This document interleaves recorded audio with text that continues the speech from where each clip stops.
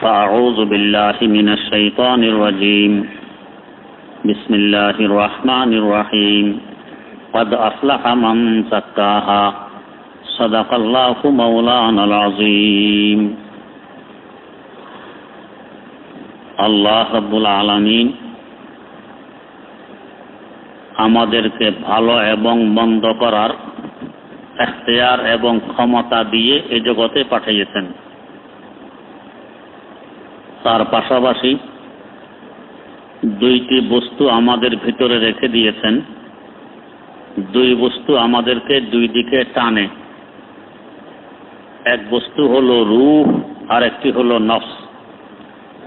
রূহ টানে ভালো কাজের দিকে, নফস টানে মন্দ কাজের দিকে। যদি নফসের তুলনায় রূহ সবল হয় তাহলে আমরা রূহের ডাকে সাড়া দিয়ে ভালো কাজ করি, ফলে জান্নাত লাভ করতে পারি। আর যদি খোদা না করুক রূহের তুলনায় নফস সবল হয় তাহলে নফসের ডাকে সাড়া দিয়ে মন্দ কাজে লিপ্ত হব, ফলে জাহান্নাম ছাড়া আর কোনো গতি থাকবে না। রূহকে কিভাবে সবল আর নফসকে কিভাবে দুর্বল করা যায়? রূহকে সবল করার বড় সহজ তরিকা, সহজ নিয়ম সুন্নতের পাবন্দি।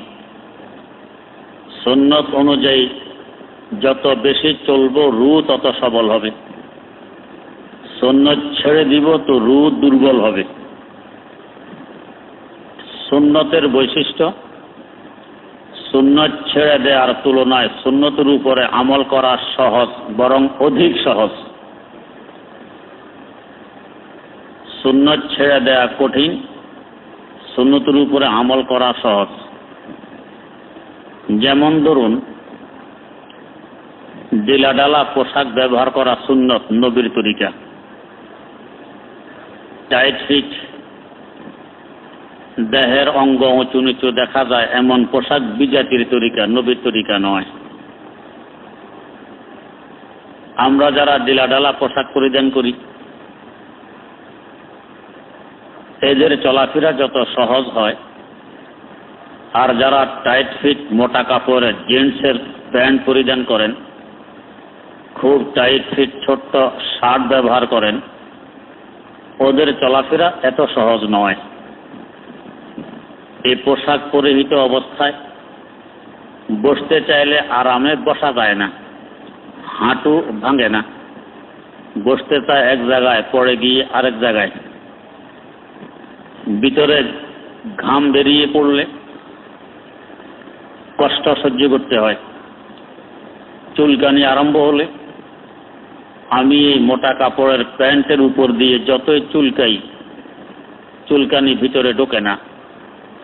এই কষ্ট আমাকে সহ্য করা লাগে, বাতাস তো ভিতরে যাই না।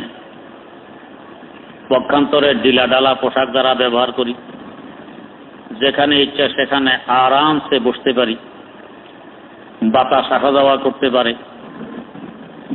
চুলকানোর প্রয়োজন পড়লে যেখানে ইচ্ছা সেখানে আরামসে চুলকাইতে পারি। এটা আরামদায়ক পোশাক। আর সবচেয়ে বড় কথা, যদি ওই বিজাতির পোশাক পরিহিত অবস্থায় আমি অচিরা কোনো জায়গায় মারা যাই, আমার লাশ রাস্তার কিনারায় লেখে আশেপাশের লোকেরা ভিক্ষা করবে যে একটি মানুষ মারা গেছে, তাকে দাফন কাফনের জন্য টাকা চাই। ভিক্ষা করার পরে কাপড় জোগাড় করবে, এরপরে দাফন। কত বড় বেইজ্জতি নিয়ে আমি দুনিয়া থেকে বিদায় নিব। পক্ষান্তরে ঢিলাঢালা লম্বা জুব্বা, পাগড়ি, রুমাল পরিহিত অবস্থায় কোথাও মারা গেল, আলহামদুলিল্লাহ, এই পোশাকেই তার কাফনের ব্যবস্থা হয়ে যাবে, ভিক্ষার প্রয়োজন পড়বে না। আমি বা ইজ্জত জীবন নিয়ে দুনিয়া থেকে বিদায় নিতে পারব। আর একটি উপমা, আমাদের কারোর মুখে দাড়ি আছে, এটা নবীর তরিকা। কারোর মুখে নেই, এটা বিজাতিদের তরিকা। আমাদের যাদের মুখে দাড়ি আছে এই নিয়ে আমাদের কোনো ঝামেলা নেই, এর পিছনে কোনো সময় আমাদেরকে ব্যয় করতে হয় না। যাদের মুখে নেই তারা প্রত্যহ সকালে উঠে এক বাটি পানি নিয়ে বসে, এরপরে সাবান, ক্রিম, রেজার, ব্লেড, ব্রাশ, টিস্যু পেপার, ফিটকারি এত কিছু নিয়ে বসে। এরপরে ব্রাশে ক্রিম কিংবা সাবান মাখে, মুখে লাগায়, রেজারের ভিতরে ব্লেড ঢুকায়, তারপরে দাড়ি কামায়, এরপরে ফিটকারি জলে টিস্যু পেপার দিয়ে মুছে আবার সাবান দিয়ে ধোয়। এই কাজগুলো করতে আধা ঘন্টা থেকে 1 ঘন্টা সময় চলে যায়। এই যে আমার 1 ঘন্টা সময় গেল প্রতিদিন, 1 মাসে 30 ঘন্টা গেল, 24 ঘন্টায় ধরেন 1 দিন গেছে 1 মাসে। 1 মাসে 1 দিন গেলে 12 মাসে 12 দিন, 1 বছরে 12 দিন, 2 বছরে 24 দিন, 3 বছরে 36 দিন চলে গেছে আমার। 3 বছরে 1 মাস ধরেন, প্রতি 3 বছরে যদি 1 মাস যায় আর আমি যদি 80 বছর হায়াত পাই, তো তাহলে কতদিন গেছে আমার? প্রায় 3 বছর। 3 বছর সময় এর পেছনে গেছে গুনাহের কাজে। এখন যদি আমাকে কেউ বলে যে তোমার হায়াত তো ছিল 80 বছর, 3 বছর মাইনাস করে দেয়া হলো, আমরা এটা মেনে নিব? আমাদের যে পর্যন্ত চেষ্টা প্রচেষ্টা আছে আমরা ব্যয় করব যাতে ওই 3 বছর মাইনাস না হয়, বিয়োগ না হয়। কিন্তু এখানে যে নিজে হাতে ধরে বিয়োগ করে দিলাম, তাও ভালো কাজে নয়, মন্দ কাজে। তো চিন্তা করুন কি পরিমাণ ক্ষতি নিজ হাতে করতেছি, নিজের পায়ে নিজে কুঠারাঘাত করতেছি। আর সবচেয়ে বড় কথা, এই অবস্থায় আমি কবরে গেলে, যাওয়ার সময় তো আমাকে মিছিল দিয়ে কবরে নামানো হইল, বিসমিল্লাহি ওয়া আলা মিল্লাতে রাসূলিল্লাহ। সকলের মুখে এই একটি মিছিল, বিসমিল্লাহি ওয়া আলা মিল্লাতে রাসূলিল্লাহ।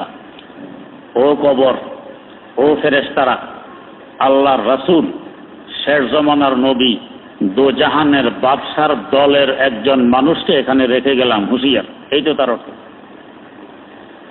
এরপরে ফেরেশতারাও আতঙ্কিত, কবরও আতঙ্কিত, কি ব্যবহার করে আবার কোন মুসিবতে পড়ে দোজাহানের বাদশার দলের মানুষ। কিন্তু আসলে দলের কিনা একটু যাচাই বাছাই করা লাগে। যাচাই বাছাইয়ের সময় আমার নবী ইউকা, তোমার নবীকে চিনো কিনা এর কাছেও পরিচয় চায়, আর নবীর কাছেও পরিচয় চায় লোকটাকে চিনেন কিনা। নবী তাকায়ে প্রথম দেখবে আমার সাইনবোর্ড, আমার তরিকা তার চেহারায় নেই। আল্লাহ মাফ করুক যদি অস্বীকার করেন যে একে আমি চিনি না, তাহলে আগে যে মিছিল নিয়ে গেলাম কবরে, বিসমিল্লাহি ওয়া আলা মিল্লাতে রাসূলিল্লাহ, আল্লাহ রাসূলের মিল্লত আর তরিকার উপরে আমি এখানে আসছি, আসলে তরিকার উপরে আসি নেই। তাহলে কথা আর কাজে, মিছিলের কাজে তো মিল হইল না। আর রাসূল সাল্লাল্লাহু আলাইহি ওয়াসাল্লাম যদি অস্বীকার করেন, অবস্থাটা কি হবে চিন্তা করেন তো। তো বোঝা গেছে সুন্নতের উপরে আমল করা তা সহজ, সুন্নত ছেড়ে দেওয়া কঠিন। আমল করলে রূহ সবল হয়, নফস দুর্বল হয়। এতে আমি ভালো কাজ করতে পারি সহজে, ফলে বেহেশত লাভ করতে পারি সহজে। নফস দুর্বল হয় কি কাজ করলে? যারা এই রাস্তার পারদর্শী, যারা এই রাস্তার পথ প্রদর্শক, তারা আমাদেরকে বলে গেছেন কি কাজ করলে নফস দুর্বল হয়। এই কাজগুলো আল্লামা ফরিদউদ্দিন আত্তার রহমতুল্লাহ আলাই জিনুকের মাধ্যমে একটি দৃষ্টান্ত পেশ করছেন। তিনি বলেন, সেই না হারা খামোশি গঞ্জে না এ গওহার কুনাদ, সেই না হারা খামোশি গঞ্জে না এ গওহার কুনাদ, ইয়াদ দারাম আসদফি নোক্তা এ সারবস্তারা।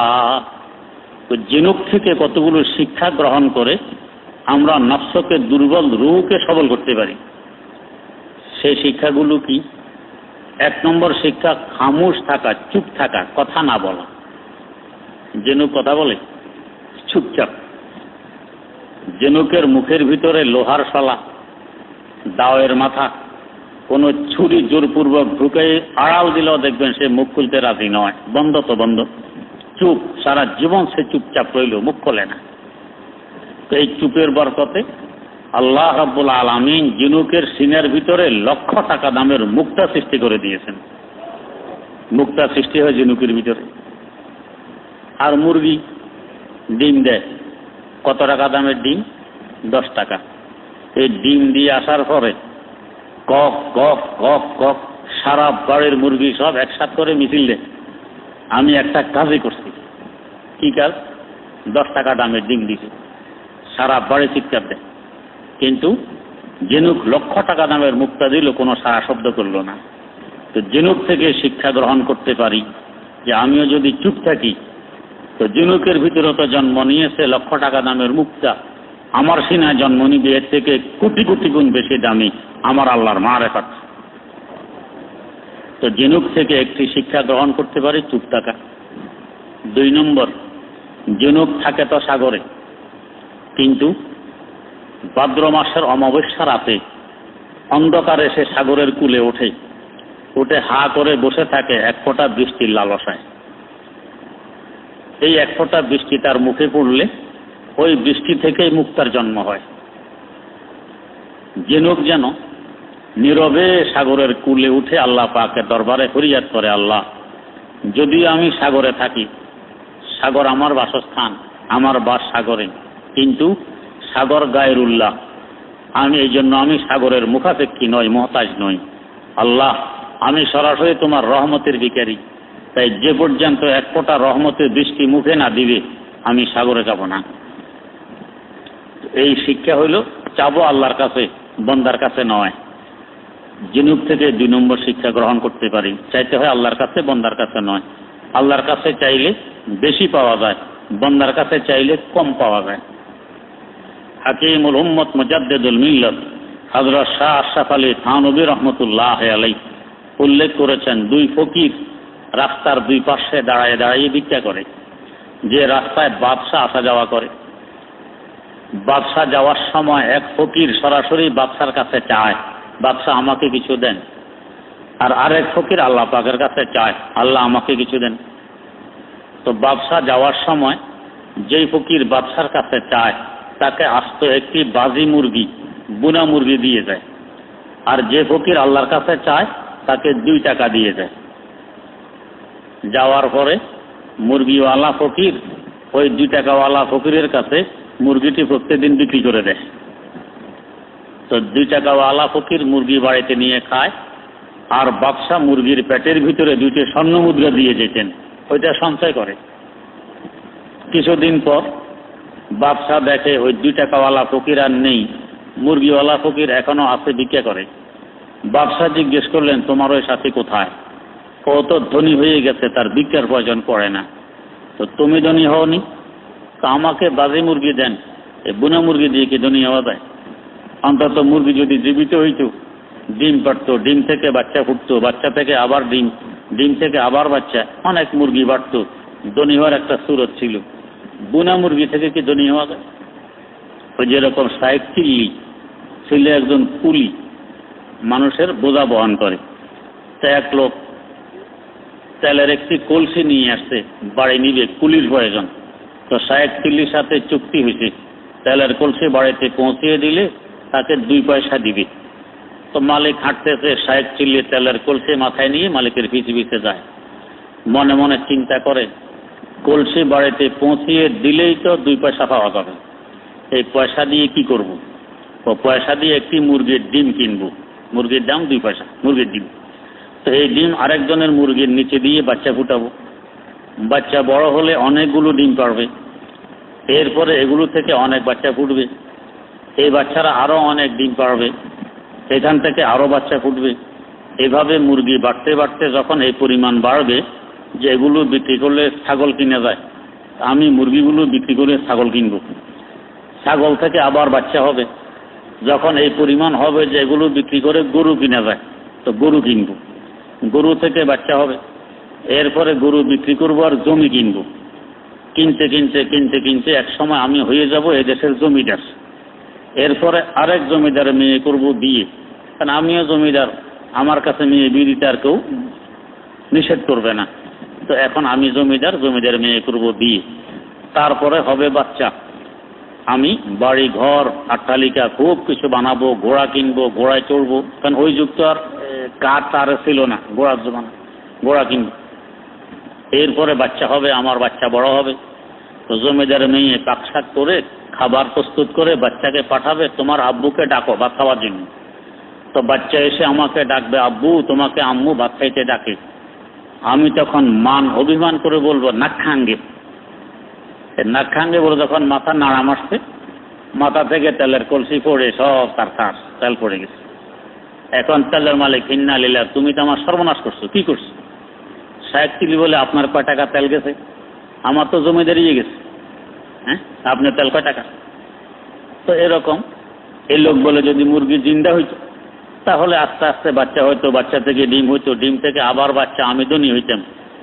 আমাকে দেন বাজি মুরগি, এটা দিয়ে কি ধনী হওয়া যায়? তো তুমি মুরগি কি করো? তো আপনি দিয়ে যাওয়ার পরে ওই ফকিরের কাছে 2 টাকার বিনিময়ে বিক্রি করে দিয়েছি।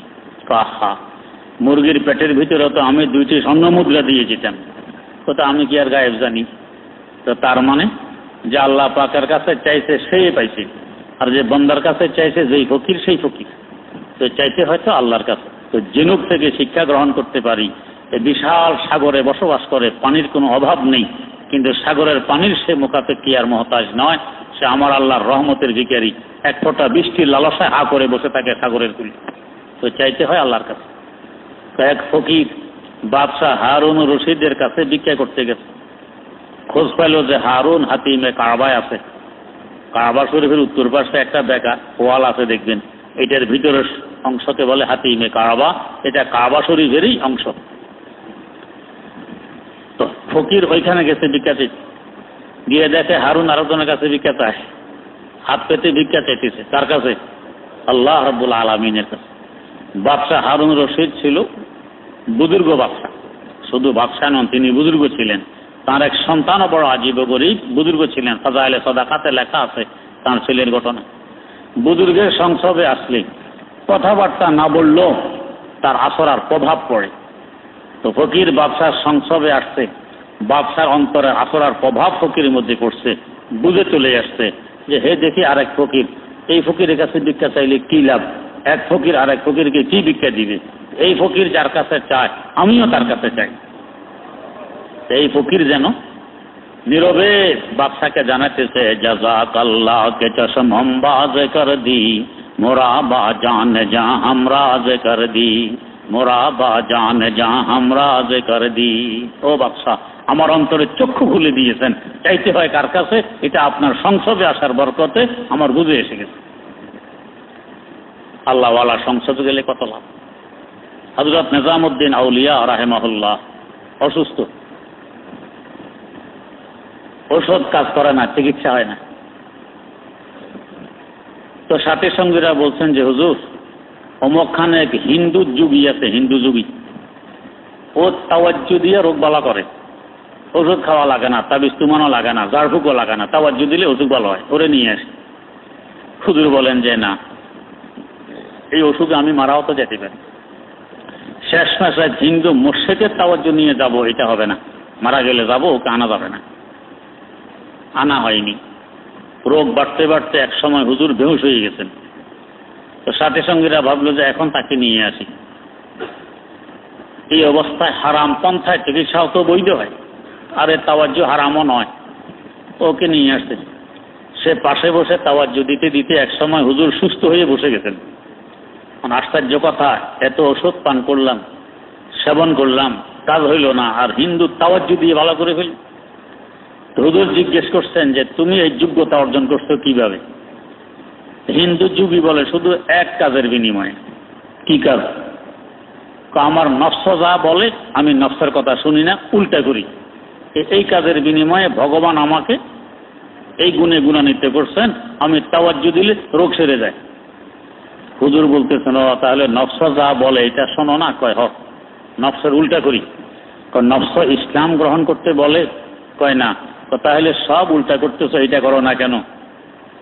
এখন হিন্দু জানা হুজুরকে বলতেছে, জাযাকাল্লাহ কে চশম হম বাজ কর দি, মোরা বা জান যা হামরাজ কর দি। হুজুর, আপনি তো আমার অন্তরের চক্ষু খুলে দিলেন। আমি নফসের বিরুদ্ধে কাজটা করে নিলাম, লা ইলাহা ইল্লাল্লাহু মুহাম্মাদুর রাসূলুল্লাহ। এক আল্লাহর ওলির সামান্যতম সংসবার সোহবতের বরকতে জাহান্নামের খড়ি থেকে জান্নাতের মালিক হয়ে গেছে। তো যাই হোক, তো জিনুক থেকে দ্বিতীয় শিক্ষা গ্রহণ করতে পারি কি? চাবো তো একজনের কাছে, আল্লাহ পাকের কাছে চাবো, বন্দার কাছে নয়। 3 নম্বর শিক্ষা গ্রহণ করতে পারি, জিনুক ওঠে সাগরের কূলে, চাইলে তো লোকালয়েও যেতে পারত, সেখানে যায় না, সাগরের কূলে কেন? জিনুক একথা বুঝাইতে চায় যে লোকালয়ে গেলে সেখানে মানুষের ঝামেলা, এখানে আমি একা, আমি আছি আর আমার আল্লাহ আছেন, অতএব আমার মনের ভাবসাব আমি নীরবে আমার আল্লাহর কাছে সহজে পৌঁছাইতে পারবো, লোকালয়ে গেলে এত সহজে পৌঁছাইতে পারবো না। এখান থেকে শিক্ষা গ্রহণ করতে পারি, আল্লাহকে পাইতে হলে মাঝে মধ্যে নির্জনে থাকা লাগে, নির্জনে থাকলে আল্লাহ পাওয়া সহজ। আমাদের উজানির হযরত একটি কথা প্রায় বলতেন, অতীব গভীর হয় রজনী যখন, উঠিয়া বিভুর নাম জপিও তখন। গভীরতা সব ভূমি বিভোর, আমি সজাগ থাকলে একমাত্র আমি আছি, আমার আল্লাহ আছেন। তো এইটা আমি আল্লাহর সাথে যোগাযোগ স্থাপন করে এলো, এটা যোগাযোগের বড় সুসময়। নির্জন। হযরত সুলতানে বলক ইব্রাহিম বিন আদহাম রাহিমাহুল্লাহ এক সময় তো বলকের বাদশা, সারাদিন মানুষ নিয়ে কবজব, আরেক সময় এই ক্ষমতার বুকে লাথি মেরে ইরানের নিশাপুরের পাহাড়ে গুহায় কাটাইলেন দীর্ঘ 12 বছর, 1 যুগ পাহাড় গুহায়। কত নীরব নিস্তব্ধ, কোনো লোকালয় নেই, কিছু নেই। এইভাবে সেখানে থাকতে থাকতে আল্লাহ পাক কোথায় পৌঁছেছেন? তো একদিন জিকির করতেছেন, আল্লাহু আল্লাহ, আল্লাহু আল্লাহ, আল্লাহু আল্লাহ, আল্লাহু আল্লাহ, আল্লাহু আল্লাহ। এই সময় শুনতেছেন কে তাকে সালাম দিতেছে। শুধু সালামের জবাবটা দিলেন, দিয়ে আবার আল্লাহু আল্লাহ, আল্লাহু আল্লাহ, আল্লাহু আল্লাহ, আল্লাহু আল্লাহ।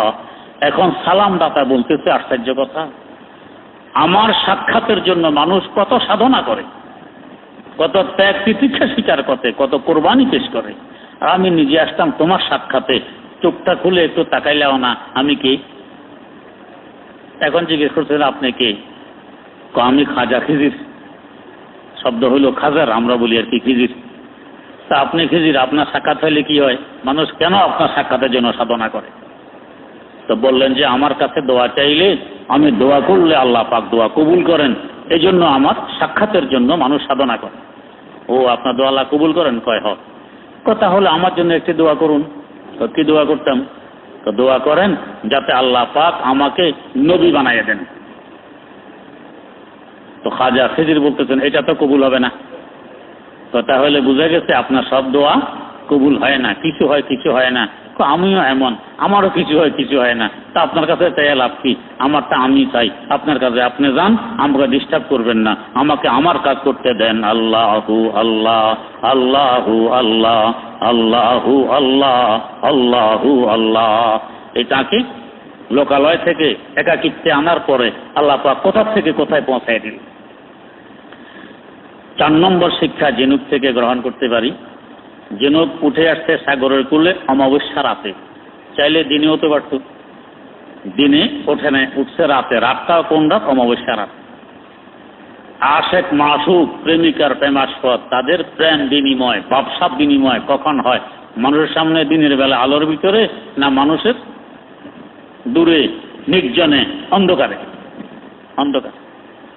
কোন বুজুর্গ বলেন, সবা মুদ পর দাদা রে এসকে বাজা, সবা মুদ পর দাদা রে এসকে বাজা, সবা মুদ কারে সাজে এসকে বাজা। রাত আসলো, কালো রঙের চাদর দিয়ে সব কিছু ঢেকে আমার আড়ালে নিয়ে গেল, আমি কিছু দেখি না, আমাকেও কেউ দেখে না।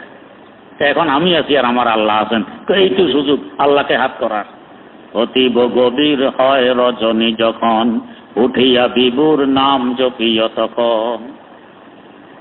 নির্জন আর গভীর। কুতবে ওয়াক্তকার ইব্রাহিম রহমতুল্লাহ আলাইহি, আল্লাহ, গভীর জঙ্গল, নাগেশ্বর দিঘির পাড়, রাতকে রাত সেখানে কাটাইতেন, যেখানে ভয়ে মানুষ আসে না, দিনেও আসে না। জিজ্ঞেস করা হইল, হুজুর, যেখানে দিনের বেলায় মানুষ ভয় আসে না, আর এই গভীর রাত জঙ্গলের ভিতরে ভয়ভীতি নেই? তো সত্যিকার অর্থে আমার আল্লাহর প্রেমিক ছিলেন। তো জবাব দিতেছেন 100 বেমান রফতা বুদাম তাল দে গিরই গাটে রে, 100 বেমান রফতা বুদাম তাল দে গিরই গাটে রে, সুরতে দিদাম মস্ত গাছতাম বললে পরাণ ফাটে রে, সুরতে দিদাম মস্ত গাছতাম বললে পরাণ ফাটে রে। ও প্রশ্নকারী, ওই তাল দিঘি নাগেশ্বর দিঘির পাড়ে অগোর জঙ্গলে যখন ঢুকি, দুনিয়া ভূমি বিভোর, আমি দুনিয়া থেকে আলোক বিচ্ছিন্ন হয়ে জঙ্গলের ভিতরে একমাত্র আমি আছি আর আমার আল্লাহ আছেন। এই সময় যখন কথাবার্তা শুরু হয় আল্লাহু আল্লাহ আল্লাহু আল্লাহ আল্লাহু আল্লাহ আল্লাহু আল্লাহ আল্লাহু আল্লাহ আল্লাহু আল্লাহ আল্লাহু আল্লাহ, তো তখন একটি সূরত আমার সামনে বেশি ওঠে, একটি আকৃতি বেশি ওঠে। ওটার ব্যাখ্যা দিতে গেলে ইব্রাহিম প্রাণ ফেটে মারা যাবে। সুরতে দিদাম মস্ত গাছতাম বললে পরাণ ফাটে রে। তো যেখানে আমার আল্লাহ আছেন আমার সাথে, সেখানে কিসের ভয়, কিসের ভীতি? তো তাই জিনুক রাতের অন্ধকার বাছনি করে নিয়েছে, আমাদেরকে শিক্ষা দেয় তোমরা রাতের অন্ধকারকে বাছনি করে আল্লাহর সাথে যোগাযোগ স্থাপন করো। আমি তো এর বরকতে লক্ষ টাকা নেওয়ার মুক্তা পাইছি, তোমরা এর বরকতে আরো কোটি কোটি গুণ বেশি দামি আমার আল্লাহর মারেফত পেয়ে যাবে। 5 নম্বর শিক্ষা, জিনুক চাইলে দূরেও আসতে পারত, দূরে না এসে সাগরের কূলে সেখানে বসে হা করে আছে। কেন? মানুষ যখন সাগরের কূলে যায়, নদীর কূলে যায়, তো কোন দিকে তাকায়? নদীর দিকে।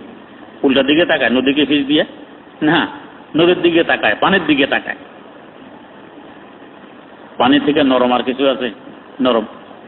নরমের কাছে গেলে কলব নরম হয়, শক্তের কাছে গেলে কলবও শক্ত হয়। যারা নরম দিলওয়ালা মানুষের সংসর্গে থাকে, আস্তে আস্তে এরাও নরম দিলওয়ালা হয়ে যায়। তো জিনুক নরমের কাছে বসে আছে, নরমের কাছে গেলে কলব নরম হয়। এই জন্য বুজুর্গানে দিন বলেন অন্তত কিছু সময় হইল নদীর কূলে সাগরের কিনারায় গিয়ে কাটাও, তোমার কলব নরম হবে, আর নরম কলবে সহজে আল্লাহ পাওয়া যায়। সুলতানে বলক ইব্রাহিম বিন আদহাম রাহিমাহুল্লাহ রাজত্ব ছেড়ে দিলেন, নিশাপুরের পাহাড়ি গুহায় 1 যুগ কাটাইলেন, এরপরে নদীর পাড়ে। ওনার ক্ষমতাকালীন সময়ের একজন মন্ত্রী কোথাও দেখে যে বাদশাহ নদীর পাড়ে বসে বসে কম্বলের তালি লাগায়, তালি, ফকিরের বেশভূষা। আহা, কি বুঝলু? তো কাছে গিয়ে বলতেছে, বাদশাহ এখনো সিংহাসন আপনার অপেক্ষায় আছে। কি বুঝলেন? এই ক্ষমতা, এই শাহী ঠাটবা ছেড়ে এখানে ফকির সাজছেন, কি বুঝলেন? যেরকম কওমি মাদ্রাসাওয়ালাদেরকে অনেকে বলে, আহা কি বুঝলো এরা, মাদ্রাসায় পড়ে ডাল ভাত খায় কোন রকম, কি বুঝলো? এরা যদি অন্য লাইনে থাকতো তাহলে কত বড় ধনী হইতে পারতো, কত কিছু কামাইতে পারত, কি বুঝলো? তো বাদশাহ দেখলেন এর কথা দিয়ে বুঝাইলে বুঝবে না, কাজে বুঝাইতে হবে। আল্লামা রুমি রহমতুল্লাহ আলাইহি লেখেন, শায়েখে সুজন রা বদরিয়া দরতে গান খাসে সুজন রা আওয়াজে বলান। মন্ত্রীকে বোঝানোর জন্য যে সুই দিয়ে তালি লাগাইতেছিলেন, সিলাইয়া সুইটা ফেলে দিয়েছেন নদীতে।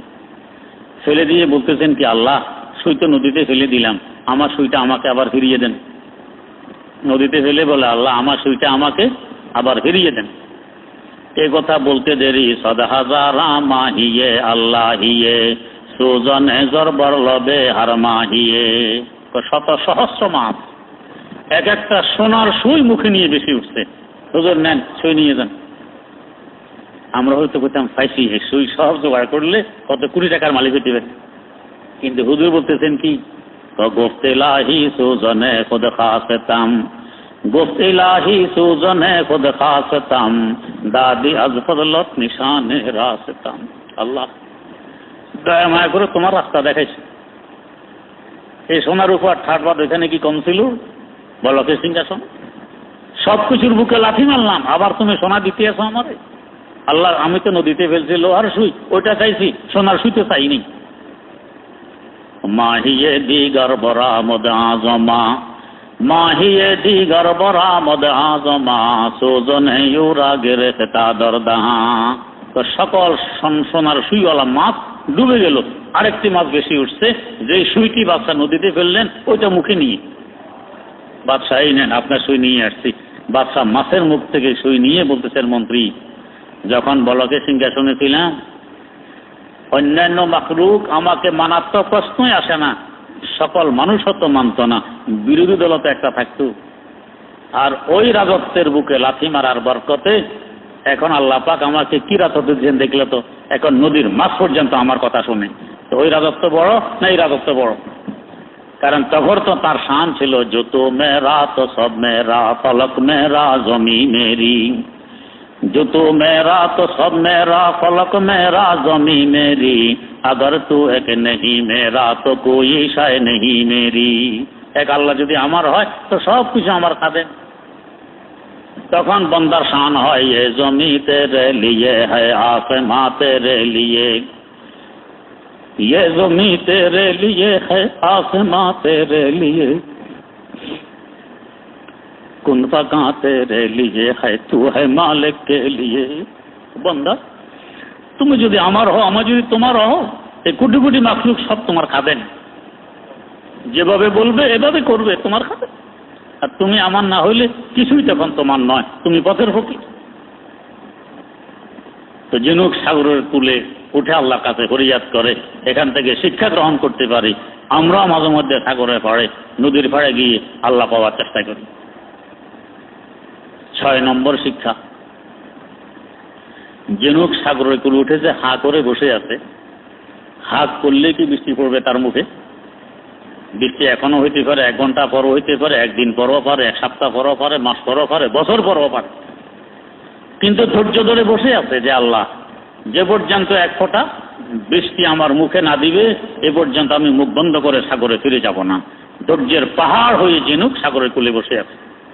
হাকিম সোনাই রহমতুল্লাহ আলাইহি বলতেছেন, রোজহা বায়াত কাশিদান ইন্তজারে বেশুমার, রোজহা বায়াত কাশিদান ইন্তজারে বেশুমার, তাকে দরজাও ফেসাদ 12 শাওয়াদুররে আদন, তাকে দরজাও ফেসাদ 12 শাওয়াদুররে আদন। তো কতদিন কত বছর তাকে ইন্তজার অপেক্ষা করতে হয়েছে, সে ধৈর্যের পাহাড় হয়ে আছে। ধৈর্যের বরকতে আল্লাহ রাব্বুল আলামিন তার পেটের ভিতরে লক্ষ টাকা দামের মুক্তা সৃষ্টি করে দিয়েছেন। তো এই 7 নম্বরে আমরা তার থেকে ধৈর্য শিক্ষা করতে পারি। আমরা যদি ধৈর্য ধরি, আমরা তো চাই যে আল্লাহর কাছে মাত্র চাইলাম এই হাত নামানোর আগেই আমাদেরকে সব দিয়ে দিক, এটা আমাদের স্বভাব না। ধৈর্য ধর। হযরত মাওলানা আজিজুল্লাহ সাহেব রহমতুল্লাহ আলাইহি কায়েদে মিল্লত হযরত মাওলানা মুহাম্মদুল্লাহ হাফিজ হুজুর রহমতুল্লাহ আলাইহির খলিফা শুনে একদিন বলতেছেন, তো এক লোক গাড়ির মধ্যে বসন্তের তিলকের বড়ি বেচে। আগের যুগে গুটি বসন্ত হইত, মহামারী আকার ধারণ করতে এতে মানুষ মারাও যেত, খুব ব্যথা হইতো, যন্ত্রণা হইত। কেউ যদি বেঁচে যেত তো তার দেহে ছিদ্র ছিদ্র দাগ পড়ে থাকতো। এখনো কিছু লোক দেখবেন বসন্তের দাগ। তো এই লোক বসন্তের তিলকের বড়ি বিক্রি করে, এটা খাইলে দাগ মুছে যাবে, চেহারা মসৃণ হবে। তো গাড়িতে এক লোক ছিল যার চেহারায় বসন্তের দাগ, তো তার থেকে বড়ি একটা কিনছে, কিনে খাইছে, খাইয়াই আয়না নিচে হাতে নিয়ে দেখে দাগ তো যায়নি। তো যে বিক্রি করে তার কলার ধরছে গিয়ে, বেটা এতক্ষণ লেকচার দিলা, এটা খাইলে দাগ মুছবে, তোমার সামনে খাইলাম দাগ যে গেল না।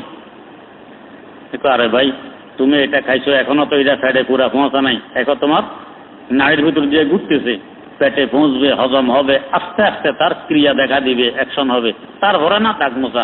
তুমি খাইয়ে আয়না হাতে নিছো, এখনই দাগ মুছবে। তা আমাদের তো স্বভাব কি, এখনই সব চাই। কয় না, ধৈর্য ধরো, সবর এখতিয়ার করো, এক সময় আল্লাহ দিবেন। কারণ আল্লাহ পাওয়ার জন্য চেষ্টার মালিক তুমি, আর বন্যা দিবেন কে? আল্লাহ। আমি জোর করে ধরে আনতে পারবো?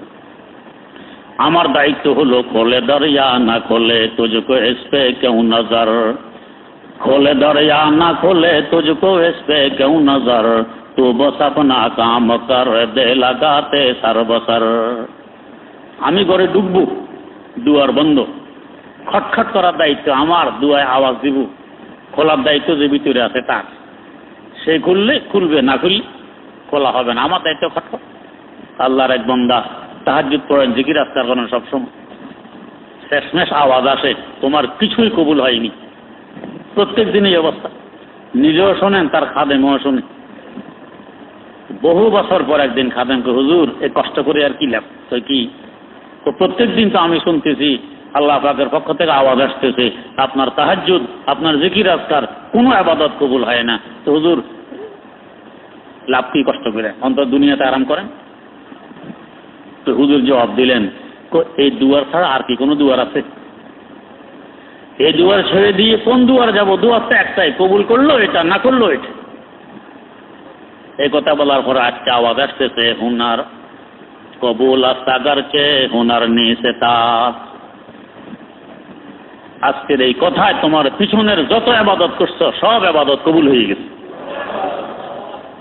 তো দুয়ার তো একটাই, আমার দায়িত্ব হলো দুয়ারে খটখট করা, ধাক্কা দেওয়া, খুলছে কি খোলে নাই সেই দায়িত্ব আমার নয়। আমার দায়িত্ব আমি পালন করি।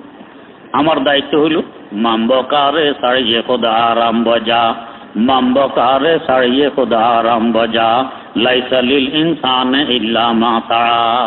আমার দায়িত্ব শুধু চেষ্টা, আমি চেষ্টা চালিয়ে যাব। আল্লাহ পাক এক সময় দয়া করবেন, মেহরবানি করবেন। এই জন্য শেখ সাদি রহমতুল্লাহ আলাইহি গুলিস্তাতে লিখে গেছেন, গারাচনো হে নবী সব রাস্তে দর গমে তুফান, গারাচনো হে নবী সব রাস্তে দর গমে তুফান, বলা বগর দাদো কামে হাজার সালা বরায়াদু। নূহ আলাইহিস সালাম ওয়াজ করছেন মানুষকে কত বছর? 950 বছর। আমরা 2-4 বার ওয়াজ করার পরে না কলবে আল্লাহ মোহর মারা দিচ্ছে, ফিরবে না, সময় নষ্ট করে লাভ নেই।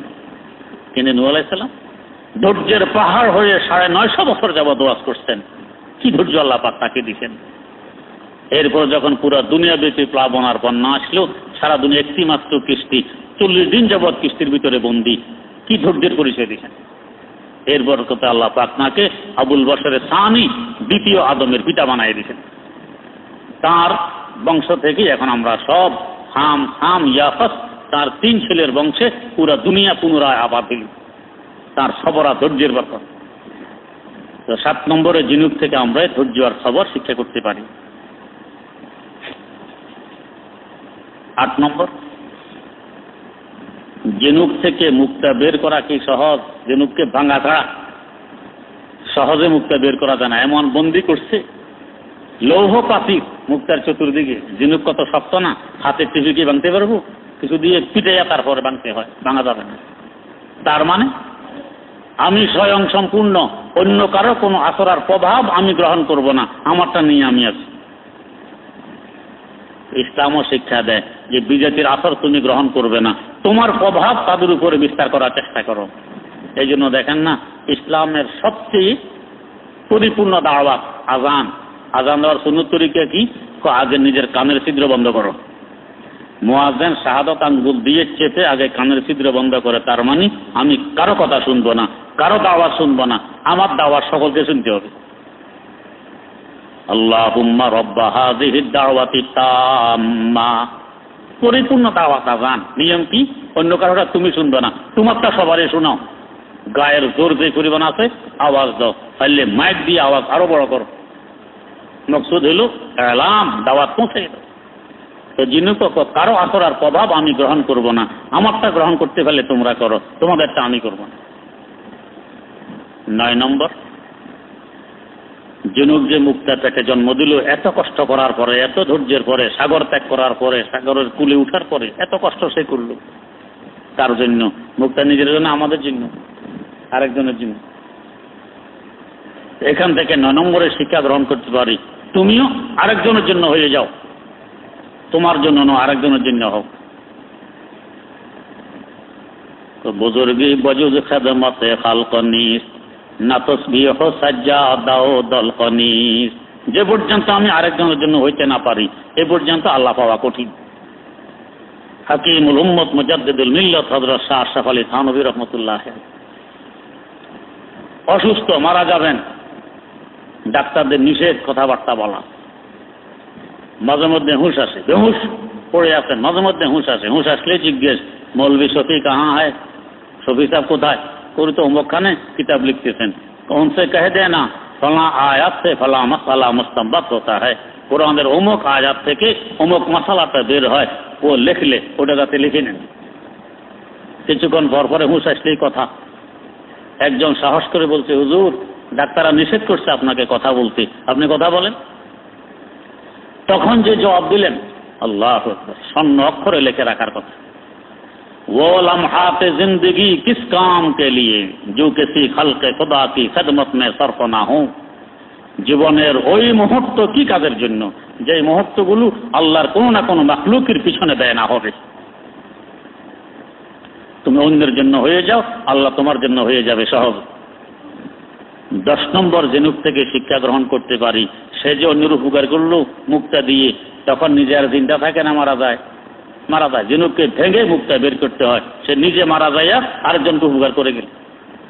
তো তুমি এরকম ভাবে নিজকে নিজে বিলাই দিয়ে হইলো আরেকজনের উপকার করো। বুজুর্গানে দিন দৃষ্টান্ত দেন, মা শাখে দরাখতে মোপরাজ মে বাজে তৌহিদ, মা শাখে দরাখতে মোপরাজ মে বাজে তৌহিদ, হর রহে গুজারে সঙ্গ জানাবে আরো নাদারে। রাস্তার পাশে আম গাছ, রাস্তার পাশে বড়ই গাছ, রাস্তার পাশে জাম গাছ। আম যত বড় হয়, বড় যত বড় হয়, জাম যত বড় হয়, গাছের ডাল তত নিচে নেমে আসে, মানুষের কাছে নেমে আসে। এই জাম, এই আম, এই বড়ই দুষছে, মানুষ করে কি যাওয়ার সময় লাঠি দিয়ে দেয় বাড়ি, বড়ই গাছের ডালে, আম গাছে, জাম গাছে লাঠি দিয়ে, অথবা ঢিল মারতেছে গাছে, গাছের ডাল ভাঙতেছে, পাতা জুটতেছে, চামড়া পড়ে যেতেছে। এরপরও এই যে ঢিল মারলো, এত বড় ক্ষতি করলো, কষ্ট দিল, গাছের বিনিময়ে কি দেয়? ফল দিতেছে। তো তুমি আমারে ঢিল মারছো, কষ্ট দিছো, এই নাও, এটার বিনিময়ে তোমার আম দিয়ে দিলাম, তোমাকে জাম দিয়ে দিলাম, তোমাকে বড় দিয়ে দিলাম, নাও খাও, তাও তুমি বাঁচো। এরকম মানুষ তোমাকে কষ্ট দিবে, অন্য মাখলুক কষ্ট দিবে, দেখ, তারপরও তুমি তাদের উপকারের জন্য সবসময় সচেষ্ট থাকো, এতে সহজে খোদা পাইয়া যায়। আমাদের মুরব্বীদের মুরব্বী শাইখুল হিন্দ আল্লামা মাহমুদ হাসান দেওবন্দি রাহেমাহুল্লাহ, এক বেদাতি তাকে চিঠি লেখে, তুমি কাফের, মাঝে মধ্যে কাফের করে চিঠি লেখে। একদিন চিঠি ওনার এক ছাত্রের হাতে পড়ছে, দেখে ইন্না লিল্লাহ, আমার ওস্তাদকে কাফের বলে। তো চিঠির জবাব লিখছে ছাত্র কবিতা দিয়া, মোরা কাফের আগার গুফতি গমে নিস, চেরাগে কিস বেরা নবুয়াদ ফরোগে, মুসলমানত দেখা নামদার জওয়াবাস, দরোগেরা যাজা বাসা দরোগে। তো তুমি আমাকে কাফের বলেছ, এতে আমি বিচলিত নই। কেন? তো আমাকে যে কাফের বলতেছ, মিথ্যা কথা, মিথ্যার বাতির আলো হয় না। তোমার কাফের বলার উত্তরে আমি তোমাকে বলবো মুসলমান। কেন? তো তুমি যে আমাকে কাফের বলেছিলে মিথ্যা, আর আমিও যে তোমাকে মুসলমান বলতেছি এটাও মিথ্যা। মিথ্যার জবাব মিথ্যা দিয়ে দিলাম। কি সুন্দর জবাব লেখে, কিন্তু ছাত্র লেখে কিন্তু পাঠাই নেই। কারণ কার ছাত্র? হযরত শাইখুল হিন্দের ছাত্র, দেওবন্দের বৈশিষ্ট্য। ওস্তাদের কাছে আনছে, হুজুর এই দেখেন আপনাকে কাফের লিখছে, আমি এই জবাব লিখছি। হুজুর বলেন, শের তো লেখা গজব কা, শের তো লেখছো আশ্চর্য, কিন্তু এটা পাঠানো যাবে না, আমি পরিবর্তন করে দিই, তারপরে পাঠাইও। কি পরিবর্তন? মোরা কাফের আগার গুফতি গমে নিস, চেরাগে কিস বেরা নবুয়াদ ফরোগে, মুসলমানত দেখা নামদার জওয়াবাস, দেহাম শক্কর বজায়ে তলকে দোগে। তো তুমি আমাকে কাফের বলেছো মানে তিক্ত দই দিয়েছো, তিতা কথা। এর বিনিময়ে আমি তোমাকে চিনি দিতেছি, মেসি দিতেছি। দই তিতা হয়ে গেলে চিনি মেসি মিশালে খাওয়া যায়। তো তিতার জবাবে তোমাকে আমি মিঠা দিতেছি। এরপরে বলতেছেন কি, আগার তুম মেনে পাবে হাওয়া ইল্লা দরোগে রাজা বাসা দরোগে। তুমি যদি মুমিন হও আমার আল্লাহর কাছে, তো এটা আমাদের কাম্য, বড় ভালো কথা, তবে হা। আর যদি আমার আল্লাহর দৃষ্টিতে মুমিন না হও, তাহলে আমার এই কথা মিথ্যা। আমি তোমাকে মুসলমান বলতেছি, এটা মিথ্যা। ওয়াক্কাফুন ইনদা হুদুদিল্লাহ, আমার আল্লাহ সীমার মধ্যে দাঁড়িয়ে গেছেন। এটা দেওবন্দের বৈশিষ্ট্য। মানুষ বলবে, আঘাত করবে, করুক, আমি তারপর তার উপকার করার চেষ্টা করব। এটা হলো ইসলামের শিক্ষা। জিনুক থেকে 10 নম্বরে এই শিক্ষা গ্রহণ করতে পারি, আমি শেষ হয়ে যাই, তারপর আরেকজনের উপকার করে যাও। দারুল উলুম দেওবন্দের প্রতিষ্ঠাতা হুজ্জাতুল ইসলাম আল্লামা কাসেম নানুতুবি রাহিমাহুল্লাহ কোথাও গেছেন সফরে, সাথে অনেক ছাত্র, হযরত শাইখুল হিন্দ তার ছাত্র, উনিও আছেন। আসার পরে কিছু ছাত্র পরামর্শ করতেছে, আগামী দিন ফজর অমুক মসজিদে গিয়ে পড়ব। কেন? ওই মসজিদের ইমামের কেরাত বড় সুন্দর, তেলাওয়াত সুন্দর। তো কিছু সাথীরা রাগ করলেন যে বেহাঙ্গাম, এই ইমাম আমাদের হুজুর হযরত নানতুবিকে কাফের ফতোয়া দেয়, আর তোমরা হের ফিসে নামাজ পড়তে দেবে। কথা এগুলো হযরত নানতুবির কানে পৌঁছে। হুজুর চুপচাপ। ফজরের আগে সব ছাত্রদেরকে বলুন, চলো হাম নামাজ পড়তে আতে হ্যাঁ, চলো আমরা নামাজ পড়ি আসি। সোজা এই মসজিদে হাজির, যে মসজিদের ইমাম কাফের বলে এই কাছে। ইমামের পিছনে ফজর শেষ করছেন, হযরত নানতুবি আসছেন, মুসল্লিরা মুসাফা করতেছে। ইমাম না আসলে কেমন, বেচারা মনে না চাইলেও আইসা মুসাফা করছে। हजरत हाथ धरे बोलते हैं, मुझे पता है आप हमें काफिर फतवा देते हैं, हम आपकी फतवा की कदरदानी करते हैं। আমি জানি আপনি আমাদেরকে কাফের ফতোয়া দেন, আপনার এই ফতোয়াকে আমরা মূল্যায়ন করি। কেন মূল্যায়ন করি? आप हमें गुस्ताख रसूल समझ के काफिर कहते हैं, हम भी गुस्ताख रसूल को काफिर कहते हैं। আপনি আমাদেরকে রাসূলের গুস্তাখ আর বেয়াদব মনে করে কাফের ফতোয়া দেন, আমরা রাসূলের বেয়াদবকে কাফের মনে করি। তাই আপনার এই মনে করা, আপনার এই ফতোয়াটা ঠিক। তবে আমাদের ব্যাপারে আপনার কাছে যে সংবাদগুলো পৌঁছছে, আমরা গোস্তাকে রাসূল, এগুলো মিথ্যা। আমরা গোস্তাকে রাসূল নই, আমরা মুহিব্বে রাসূল, আল্লাহ রাসূলকে আমরা ভালোবাসি। কোন ইমাম আছে আর জগৎ যে যাকে কাফের বলি আর হে আমার সাথে এই ব্যবহার, এই মুআমালা? আল্লাহ পাক হেদায়েত নসিব করে দিয়েছেন। এইটা হলো নিয়ম। মা শাখে দরাকতে মোপরাজমে ওয়ায়ে তৌহিদ, হর রহে গুজারে সঙ্গ জানাবে আরো নাদারে। আমার কষ্ট হোক, তারপরও আরেকজনের জন্য আমি আমাকে বিলিয়ে দিই। এই 10টি শিক্ষা আমরা জিনুক থেকে গ্রহণ করতে পারি। এর দ্বারা আমার নফস দুর্বল হবে, রূহ সবল হবে, ফলে মন্দ কাজ ত্যাগ করা সহজ হবে, ভালো কাজ করা সহজ হবে। আল্লাহ রাব্বুল আলামিন আমাদেরকে বুঝে শুনে আমল করে উভয় জাহানে ধন্য হওয়ার তৌফিক দান করুন। সুবহানাল্লাহি ওয়া বিহামদিহি, সুবহানাকাল্লাহুম্মা ওয়া বিহামদিক, আশহাদু আল্লা ইলাহা ইল্লা আনতা আস্তাগফিরুকা ওয়া আতুবু ইলাইক। এশার পরে ইনশাআল্লাহ জিকিরের তালিম হবে, এরপরে সূরা কিরাতের মশক হবে, তারপরে আমরা যাব।